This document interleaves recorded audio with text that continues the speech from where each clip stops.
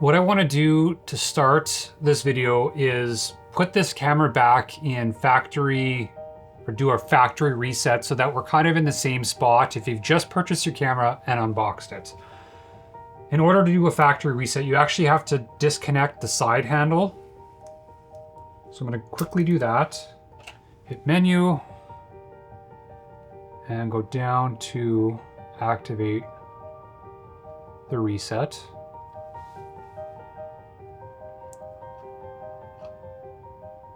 Turn the camera off, back on, connect the side handle, hit OK to activate the remote grip. And now we can go into configuring the camera. The first thing that I like to configure when I'm setting this camera up is the folder naming structure. And what I like to have that set to is whatever naming convention I have for a specific camera. You'll notice with this one, I have this set as my B camera. So I want to emulate that when it comes to the folder structure. By doing this, when you come to post-production, you can easily identify what camera the footage is coming from. So we're going to go into the menu and you can access the storage folder in either the video recording menu or the photo shooting menu. And you go down to the storage folder and rename this. So with this one being B camera, I'm gonna set this folder to be listed as my B cam. Hit OK. And the second thing I like to do is for file naming, I like to do B01 for this to be real one when I'm shooting. You can pick whatever naming convention you want. You just want some sort of identifier to let you know what camera this footage is coming from. Once I have this set, the second thing I go into then is the shooting menu banks. And this is kind of how I easily toggle between shooting modes. So we're going to go into the shooting menu bank and go over with the joystick to access this. And you're going to see there's 4 shooting menu banks in this camera. And with each of these banks, whatever settings you set to a bank for either photo or video mode, it's saved to that bank. We're going to go ahead and set menu bank A to 8K H.265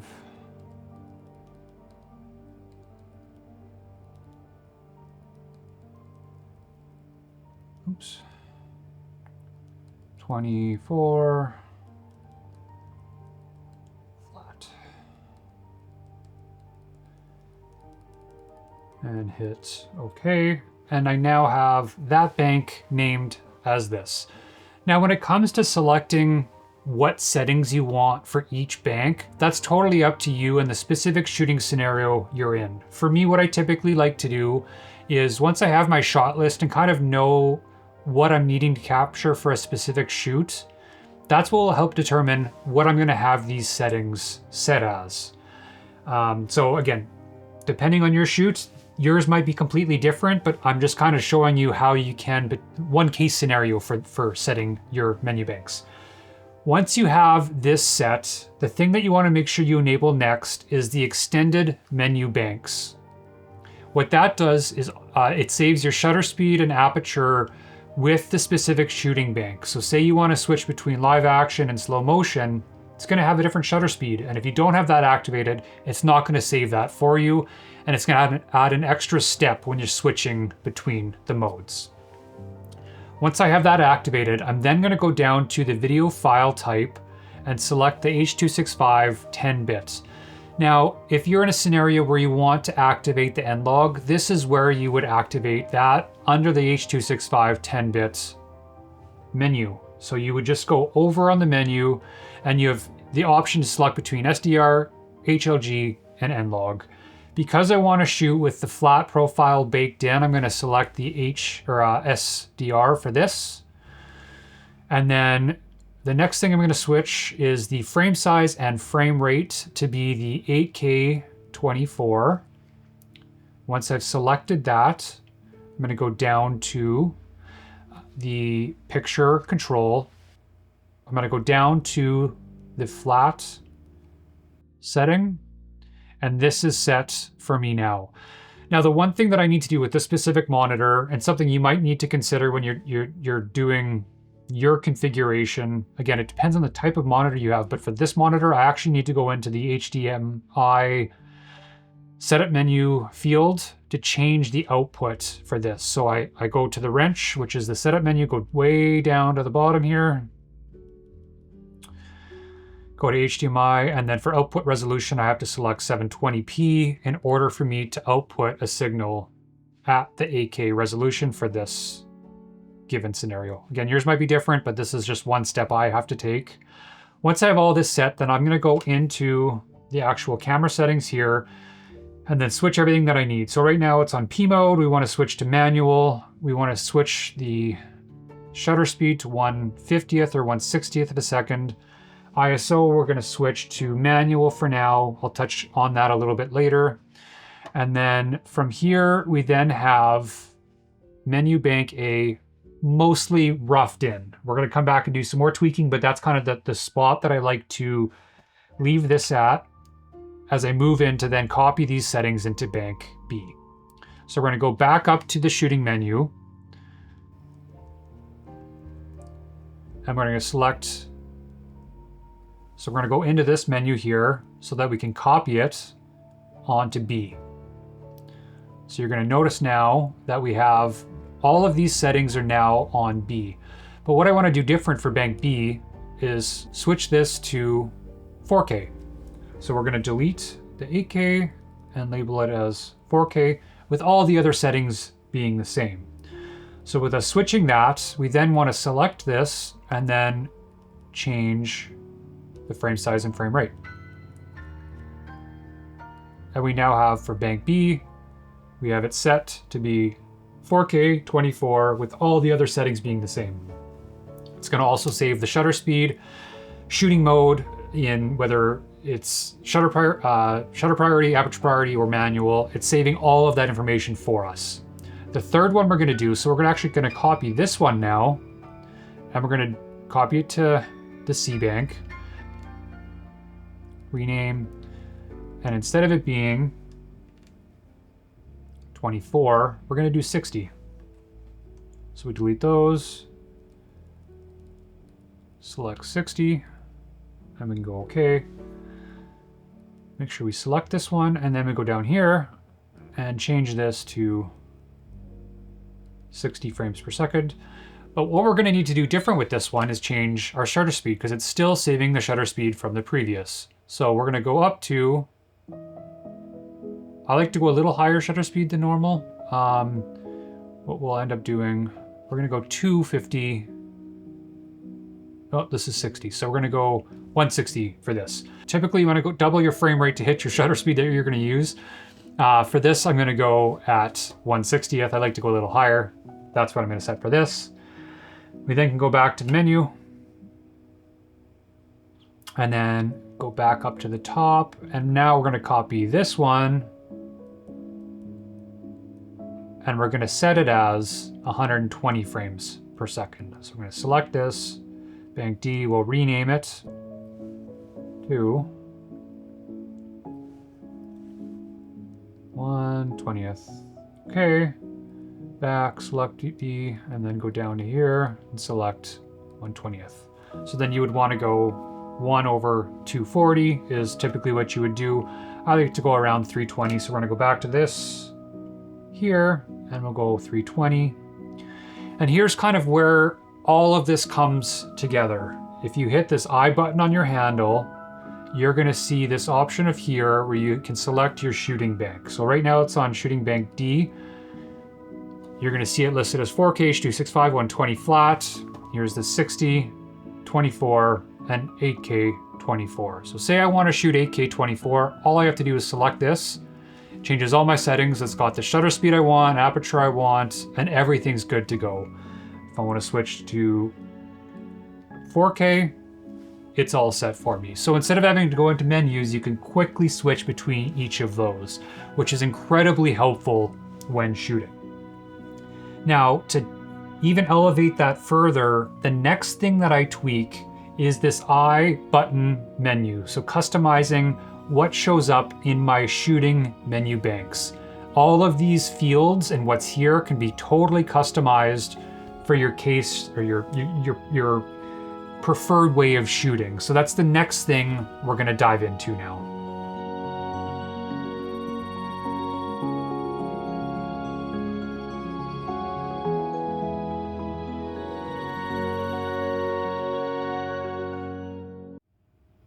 All right, now this is kind of where the fun part begins in this whole configuration, kind of where everything's brought together.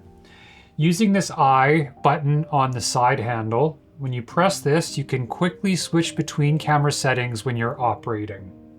Now, in order to set these fields to different things that you'll use when shooting, you need to go into the menu under the custom shooting menu G, which is video, and then G1, which is customize the I menu. And for each of these fields, obviously depends on the way in which you're going to operate. Your settings might change, but for me, this is kind of the sweet spot of what I've found to work the best for me when operating. The first one is selecting the shooting menu banks, which was the first thing that we configured on this camera, the A, B, C, and D modes. The next is quality, which is the frame size or frame rate. Then I have white balance, ISO, exposure compensation, and then the autofocus mode, microphone sensitivity, headphone volume, turning on and off focus peaking when you're using manual focus, custom controls, which allows you to change on the fly specific buttons on the camera, vibration reduction, that's kind of the intensity, or selecting if you want normal or sport mode, and then electronic vibration reduction. It won't work in all modes. If you're shooting in 8K, it won't work, but I think most of the 4K modes are under. I think it does allow you to activate that mode.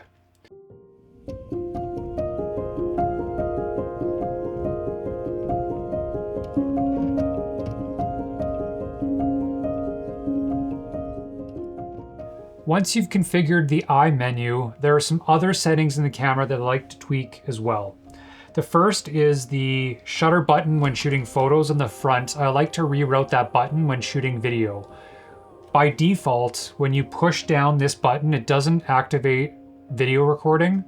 But to do that, what I do in my I menu is go to the custom controls, select that, and then in this here, I go down to the shutter release button, select that, and then normally by default it's on none, but I switch it to record videos.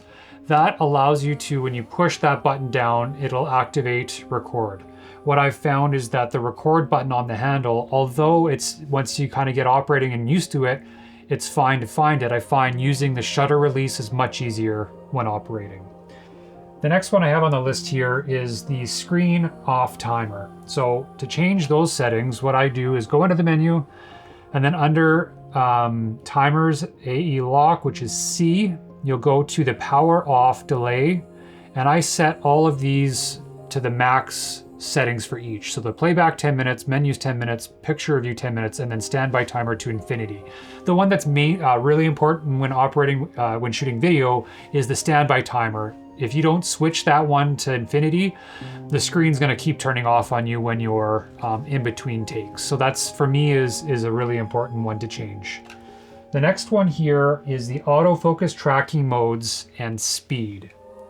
So we're gonna go into the custom shooting menu under G, and then scroll down to AF speed and AF tracking sensitivity. For AF speed, which is G6, I go to -2, and then for AF tracking sensitivity, I leave at 4.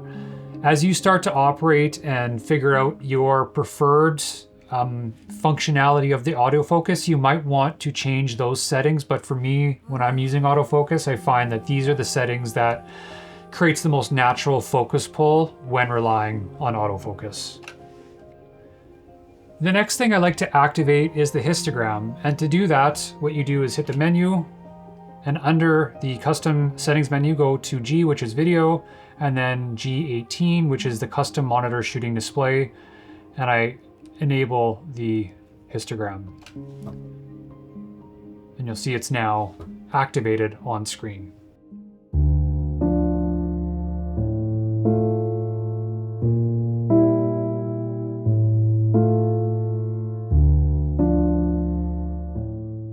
Now that we've configured the shooting menu bank and the I menu, I want to dig a little bit deeper into each of the settings that I use when operating. If I hit the I button, you'll see all the different main pieces of information or the controls that I use when operating. The first here is white balance.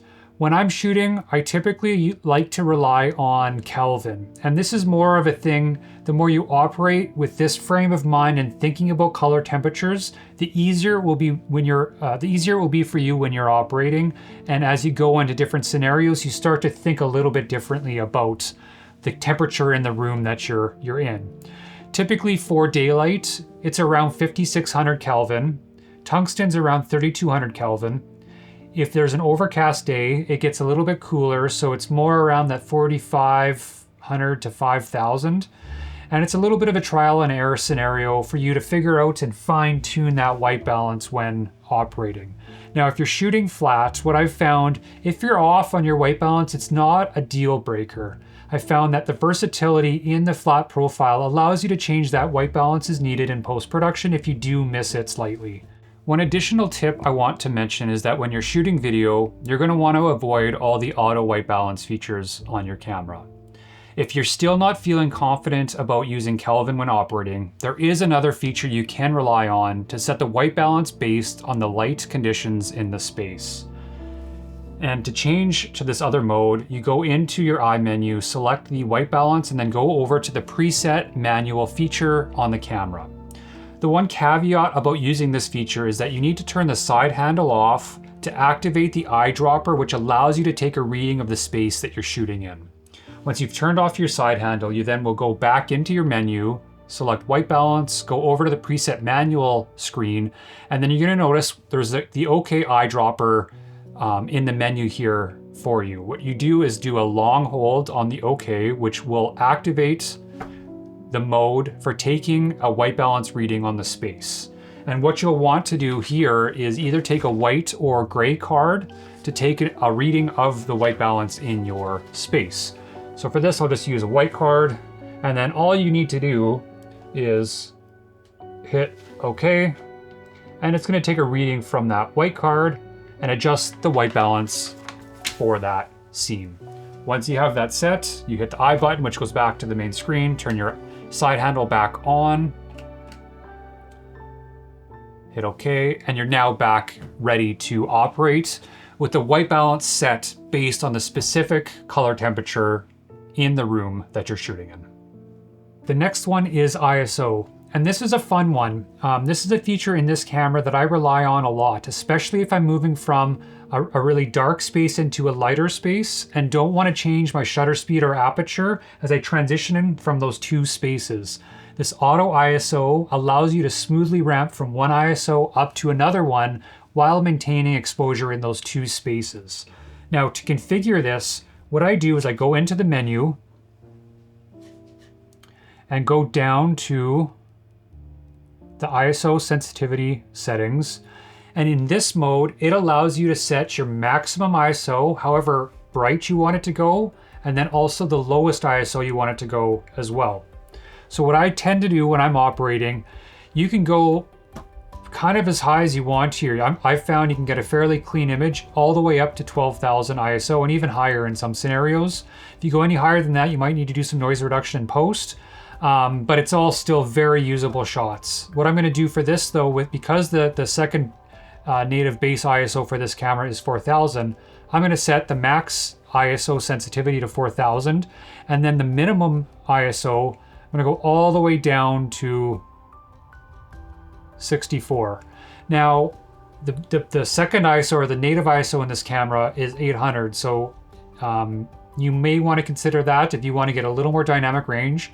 For me, it's less of an issue when operating. I find that with even shooting at a lower ISO, I'm still getting nice dynamic range, and I can push the image anywhere I want to go when I'm in post-production.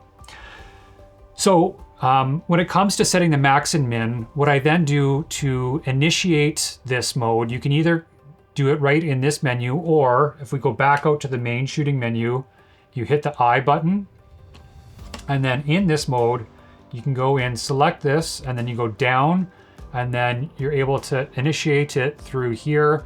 So what it now has is the auto ISO is enabled, but it won't go any higher than 4000 or any lower than 64 ISO. Now, if there's situations where you want to expose for a window versus the whole image, this is where the next part of this comes into the equation for determining ISO in certain settings. I use the plus minus exposure compensation for these scenarios. Say for this scenario, you'll see the screen or the TV is a little overexposed, and if I wanted to expose for, say, the remarkable tablet here, what I could do in this scenario is hit this and expose for the tablet there. And you're going to see how it's still on auto ISO, but it's now exposing for that exposure compensation that I set in the camera. In many situations, I rely on this, especially when there's going to be a transition from light to dark. This is kind of a fun little additional tool to be able to rely on when shooting.